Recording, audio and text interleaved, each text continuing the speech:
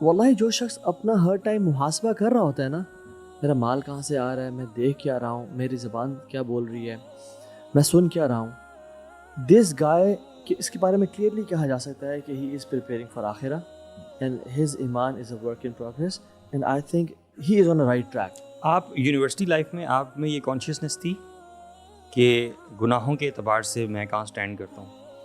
برو وہی بات ہے کہ ہر بندے کی sensitivity to sense different vary کرتی ہے.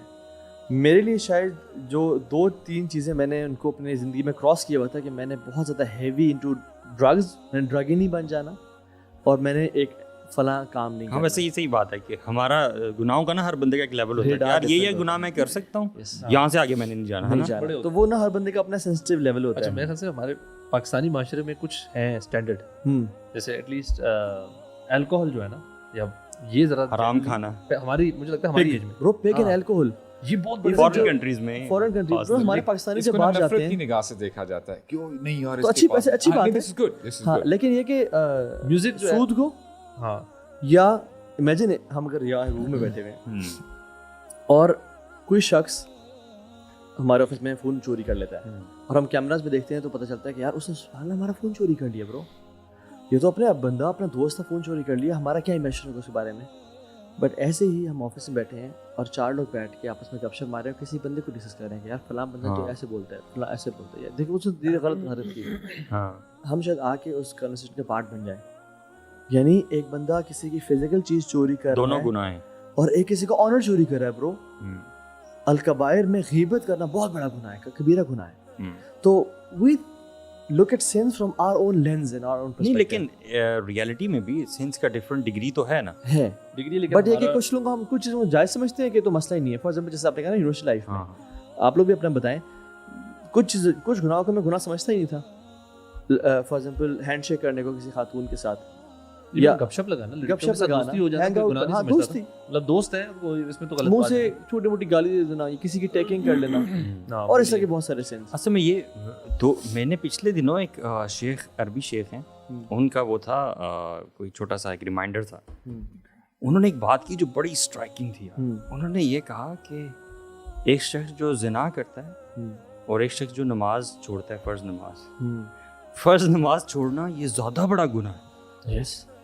مطلب ایک ڈفرنٹ سی بات مجھے لگی کہ ایک ہوتا ہے نا ہم گناہوں کو ڈسکس کرتے ہیں اور ہم نیکیوں کو ڈسکس کرتے ہیں، لیکن ایک گناہ کو ایک نیکی کے ساتھ کمپیریزن میں دیکھنا اور اپنی سوچ کو ساتھ میں ریلیٹ کرنا کہ ہماری کامن انڈرسٹینڈنگ کیا ہے، زنا بہت بڑا گناہ ہے اور نماز چھوڑنا، کیا ہم اسی طرح سے ایک کامن بندہ سوچتا ہے اپنی نظر میں دیکھا؟ اصل میں ہم نے جو آپ نے ڈیفینیشن دی نا، ہم لوگ نماز پڑھنا کو نا بہت بڑی نیکی اس طرح سمجھتے ہیں کہ یار جو کر رہا ہے نا وہ تو کوئی بہت ہی ماشاء اللہ تبارک اللہ کمال انسان ہے، جبکہ یہ فرض ہے.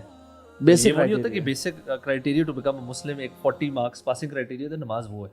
ہم نے نماز کو بہت اس طرح بہت بڑی نیکی ہے، وہ تو کرنا ہے، لیکن چھوڑنا بھی نماز ہمارے ہاں کوئی بہت بڑی سن نہیں ہے، کیونکہ فرض نہیں سمجھا جا رہا نا، بالکل ایک نیکی سمجھا، چھوڑ دیا تو نیکی نہیں. لیکن زنا اسی شخص کے نزدیک زنا کتنی بڑی چیز ہوگی. اصل میں ہم نیکی چھوڑنے کو گناہ نہیں سمجھ رہے زیادہ، بٹ کسی بڑے گناہ کرنے کو بڑا گناہ سمجھ. یہاں سے آپ خود اندازہ لگا لیں کہ جب کسی بندے کو ہم یہ کہتے ہیں کہ بھائی نماز پڑھا کرو، اچھا یار اس کے علاوہ کچھ بتاؤ، میننگ نماز کی جو پریفرنس ہے، جو اس کی اہمیت ہے، اس کو ہم نے بالکل سمجھ نہیں پائے، ایسا لگتا ہے. اور دیکھو رسول اللہ صلی اللہ علیہ وسلم نے یہ تو فرمایا کہ ہمیں اور جو نان مسلم ہے جو فرق کرتی ہے چیز، وہ کیا ہے؟ وہ نماز ہے.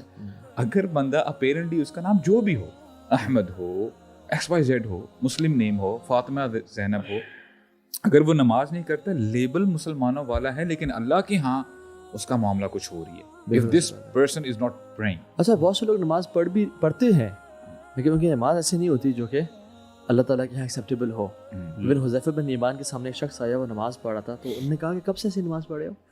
اسٹ کے 40 سال سے. کہتے ہیں اگر تم پچھلے 40 سال سے ایسی نماز پڑھ رہے ہو نا، تو یاد رکھو تمہارے پچھلے 40 سال سے کوئی نماز قبول نہیں ہوئی، نہ تو نے پڑھی ہے نماز. اور اگر تم اس حالت میں مر گئے تو یو وڈ میٹ اللہ سبحانہ وتعالیٰ on a different religion other than Islam. تو ہم جو بات کرتے ہیں سینسٹیوٹی ڈیفرنس، اب صحابہ کا جو سینسٹیوٹی لیول تھا، ریڈار تھا، وہ بہت سینسٹیو تھا ان ٹرمز آف سینس.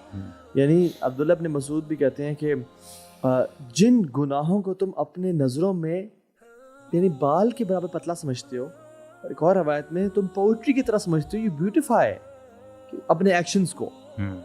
ہمارے زمانے میں ہم موبقات سمجھتے تھے، ڈیٹریمنٹل سن سمجھتے تھے.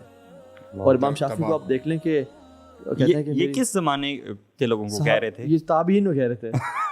یہ بھی تو دیکھیں نا.